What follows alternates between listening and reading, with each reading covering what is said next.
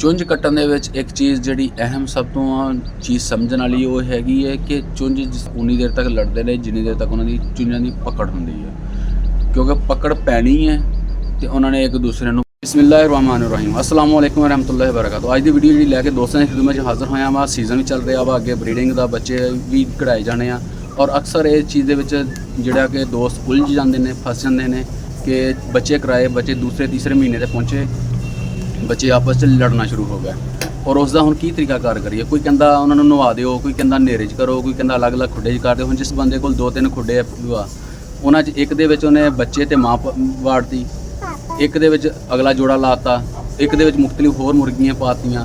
ਉਹ ਹੁਣ ਕਿੱਥੋਂ 8-10 ਜਾਂ 12 ਜਾਂ 15 ਬੱਚਿਆਂ ਲਈ ਅਲੱਗ-ਅਲੱਗ ਖੁੱਡੇ ਕਿੱਥੋਂ ਅਰੇਂਜ ਕਰੇ। ਅਗਰ ਉਹ ਸ਼ੁਰਤਾਂ ਥੱਲੇ ਰੱਖਦਾ ਵਾ ਤੇ ਉਹਦੇ ਲਈ ਵੀ ਵਸੀ ਏਰੀਆ ਚਾਹੀਦਾ ਵਾ। ਉਸ ਦਾ ਕੀ ਤਰੀਕਾਕਾਰ ਹੋਣਾ ਚਾਹੀਦਾ ਵਾ ਔਰ ਉਸ ਦੇ ਵਿੱਚ ਮੁਖਤਲਿਫ ਇਹਦੇ ਵਿੱਚ ਜਿਹੜਾ ਕਿ ਆਪਣੇ ਐਕਸਪੀਰੀਅੰਸ ਦੇ ਵਿੱਚ ਇਲਮ ਦੇ ਮੁਤਾਬਕ 3 ਮੁਖਤਲਿਫ ਚੀਜ਼ਾਂ ਦਾ ਜ਼ਿਕਰ ਕਰਾਂਗਾ ਔਰ ਉਮੀਦ ਹੈ ਕਿ ਦੋਸਤਾਂ ਦਾ ਉਹਦੇ ਨਾਲ ਕਾਫੀ ਹੱਦ ਤੱਕ ਮਸਲਾ ਕਲੀਅਰ ਹੋ ਜਾਏਗਾ। ਸਭ ਤੋਂ ਪਹਿਲੀ ਚੀਜ਼ ਤੇ ਜਿਹੜੀ ਜੀ ਪੋਲਟਰੀ ਦੇ ਵਿੱਚ ਵੀ ਇਸਤੇਮਾਲ ਹੁੰਦੀ ਹੈ। ਅਕਸਰ ਮੁਰਗੀਆਂ ਇੱਕ ਦੂਸਰੇ ਦੇ ਪਰ ਖਾਂਦੀਆਂ ਨੇ ਜਾਂ ਅੰਡੇ ਪੀਂਦੀਆਂ ਨੇ ਜਾਂ ਇਸ ਤਰ੍ਹਾਂ ਦੀ ਮੁਖਤਲਿਫ ਵਜੂਹਾਤ ਆਉਂਦੀਆਂ ਨੇ, ਲੜਦੀਆਂ ਨੇ ਔਰ ਅਜ਼ਾਨੇ ਮਗਰਬ ਹੋਣ ਲੱਗੀ ਸੀ। ਰਾਤ ਦਾ ਸ਼ਾਮੀ ਮੁੜ ਕੇ ਡਿਊਟੀ ਤੋਂ ਲੇਟ ਆਇਆ ਸੀਗਾ ਤੇ ਹਨੇਰਾ ਹੋ ਗਿਆ, ਫਿਰ ਲਾਈਟ ਦਾ ਮੁਨਾਸਬ ਇੰਤਜ਼ਾਮ ਨਹੀਂ ਸੀ, ਇਸ ਗੱਲੋਂ ਬੰਦ ਕਰਤੀ ਵੀਡੀਓ। ਹੁਣ ਸਵੇਰ ਤਕਰੀਬਨ 6:30 ਦਾ ਟਾਈਮ ਹੈ। ਮੈਂ ਕਿਹਾ ਬਾਕੀ ਦਾ ਕਲਿੱਪ ਬਣਾ ਲਈ। ਅਗਰ ਤੁਸੀਂ ਮੇਰੇ ਚੈਨਲ ਤੇ ਨਿਊ ਜੇ ਤਾਂ ਚੈਨਲ ਨੂੰ ਸਬਸਕ੍ਰਾਈਬ ਕਰ ਦਿਓ, ਬੈਲ ਆਈਕਨ ਦਬਾ ਦਿਓ ਤਾਂ ਕਿ ਮੇਰੀ ਹਰ ਆਉਣ ਵਾਲੀ ਵੀਡੀਓ ਤਮਾਮ ਹੀ ਦੋਸਤਾਂ ਤੱਕ ਪਹੁੰਚਦੀ ਰਹੇ। ਤੇ ਅਸੀਂ ਸੀਗੇ ਜੀ ਪੋਲਟਰੀ ਫਾਰਮ ਤੇ।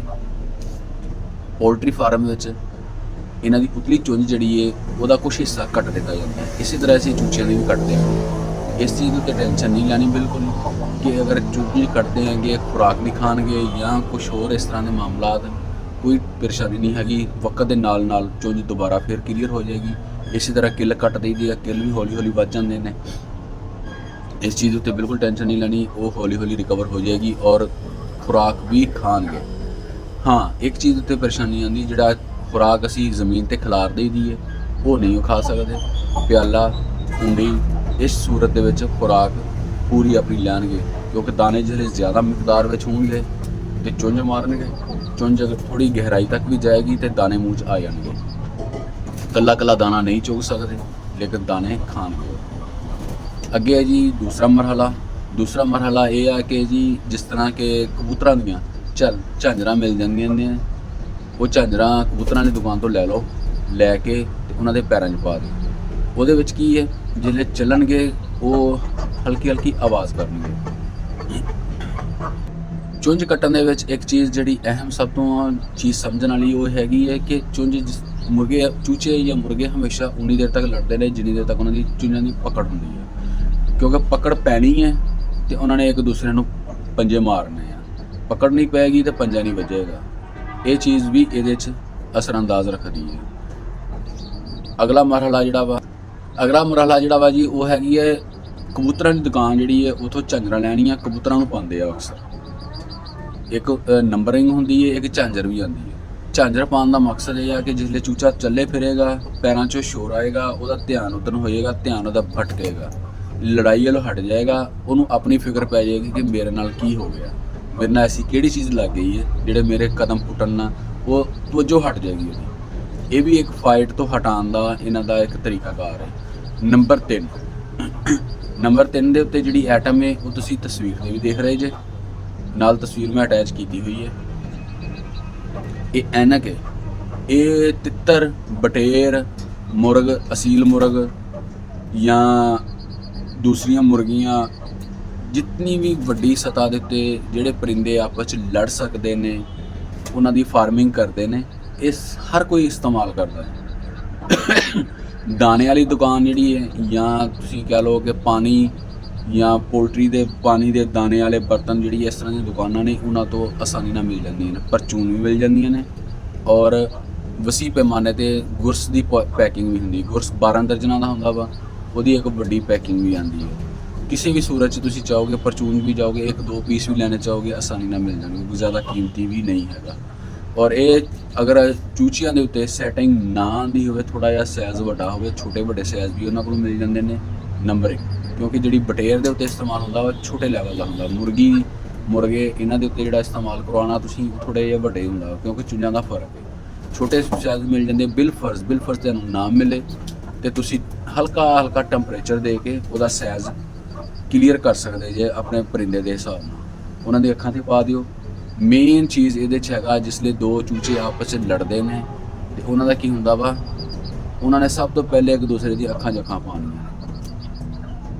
ਸਹੀ ਹੈ, ਜਿਸਲੇ ਅੱਖਾਂ 'ਚ ਅੱਖਾਂ ਪਾਉਣੀਆਂ ਨੇ, ਇਹ ਬੱਚਿਆਂ ਨੇ ਜ਼ਰਾ ਸ਼ੌਕ ਨਾਲ ਲਿਆ ਸੀਗਾ, ਬਾਹਰੋਂ ਲੈ ਲਏ ਦੋ, ਤੇ ਇੱਕ ਮੁਰਗੀ ਨੇ ਚੁੰਝ ਮਾਰੀ ਤੇ ਉਹ ਐਕਸਪਾਇਰ ਹੋ ਗਿਆ, ਦੂਸਰਾ ਹਜੇ ਤੁਰਿਆ ਫਿਰਦਾ ਵਾ। ਜਿਸ ਲਈ ਅੱਖਾਂ 'ਚ ਅੱਖਾਂ ਪੈਣੀਆਂ ਨੇ, ਉਸ ਤੋਂ ਬਾਅਦ ਜਿਹੜਾ ਵਾ ਮੁਕਾਬਲਾ ਸ਼ੁਰੂ ਹੋਣਾ ਵਾ। ਸਭ ਤੋਂ ਪਹਿਲੇ ਉਹਨਾਂ ਨੇ ਨਜ਼ਰਾਂ ਮਿਲਾਉਣੀਆਂ।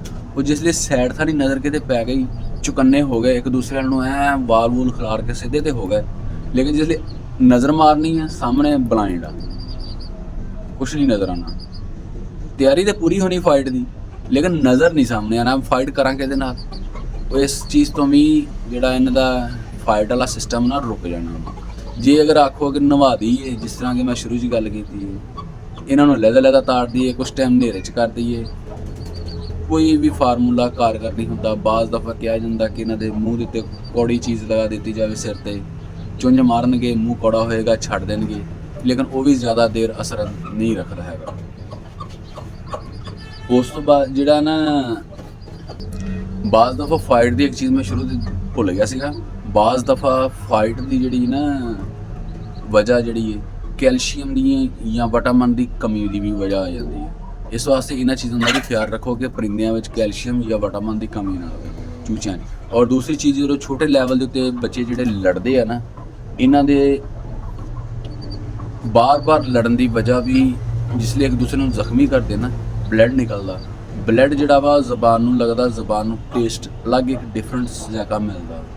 ਇਹ ਵੀ ਇੱਕ ਇਹਨਾਂ ਦੀ ਬਾਰ-ਬਾਰ ਲੜਨ ਦੀ ਵਜ੍ਹਾ ਵਾ। ਜਿਹੜਾ ਪਰਿੰਦਾ ਜ਼ਖਮੀ ਹੋ ਗਿਆ, ਉਹਨੂੰ ਸਾਈਡ ਤੇ ਕਰੋ, ਉਹਦੇ ਅੱਛੇ ਤਰੀਕੇ ਨਾਲ ਟ੍ਰੀਟਮੈਂਟ ਕਰੋ। ਉਹਨੂੰ ਸੈੱਟ ਕਰਕੇ ਤੁਸੀਂ ਤਿੰਨਾਂ ਦੇ ਵਿੱਚੋਂ ਜਿਹੜਾ ਵੀ ਟ੍ਰੀਟਮੈਂਟ ਸ਼ਾਮਲ ਕੀਤਾ, ਤੁਹਾਨੂੰ ਜਿਹੜਾ ਪਸੰਦ ਆਇਆ, ਜਿਹਦਾ ਆਸਾਨੀ ਨਾਲ ਤੁਹਾਨੂੰ ਸਮਾਨ ਮਿਲ ਗਿਆ, ਤੁਸੀਂ ਉਹਦੇ ਤੇ ਕੰਮ ਕੀਤਾ ਔਰ ਉਸ ਚੂਚੇ ਨੂੰ ਵੀ ਉਸ ਕੈਟਾਗਰੀ 'ਚ ਕਰਕੇ ਵਿੱਚ ਸ਼ਾਮਲ ਕਰ ਦਿਓ। ਇਨਸ਼ਾਅੱਲਾ ਤੁਹਾਡੀ ਪਰੇਸ਼ਾਨੀ ਬਿਲਕੁਲ ਖਤਮ ਹੋ ਜਾਏਗੀ। ਖਾਲਿਦ ਮਹਿਮੂਦ ਨੂੰ ਇਜਾਜ਼ਤ ਦਿਓ। ਮਿਲਦੇ ਹਾਂ ਕਿਸੇ ਨਏ ਟੌਪਿਕ ਤੇ ਨਈ ਵੀਡੀਓ ਦੇ ਵਿੱਚ। ਚੈਨਲ ਜ਼ਰੂਰ ਸਬਸਕ੍ਰਾਈਬ ਕਰ ਦਿਆ ਕਰੋ। ਆਪਣੀ ਕਮੈਂਟ ਦੇ ਵਿੱਚ ਆਪਣੀ ਰਾਏ ਦਾ ਇਜ਼ਹਾਰ ਜ਼ਰੂਰ ਕਰਨਾ, ਤਾਂ ਕਿ ਦੂਸਰੇ ਦੋਸਤਾਂ ਦੀ ਵੀ ਉਹਦੇ ਨਾਲ ਰਹਿਨੁਮਾਈ ਹੋ ਸਕੇ। ਚੈਨਲ ਨੂੰ ਜ਼ਰੂਰ ਸਬਸਕ੍ਰਾਈਬ ਕਰਦੇ ਹੋਏ ਖਾਲਿਦ ਮਹਿਮੂਦ ਨੂੰ ਇਜਾਜ਼ਤ ਦਿਓ। ਮਿਲਦੇ ਹਾਂ ਕਿ ਨਏ ਟੌਪਿਕ ਤੇ। ਅੱਲਾ।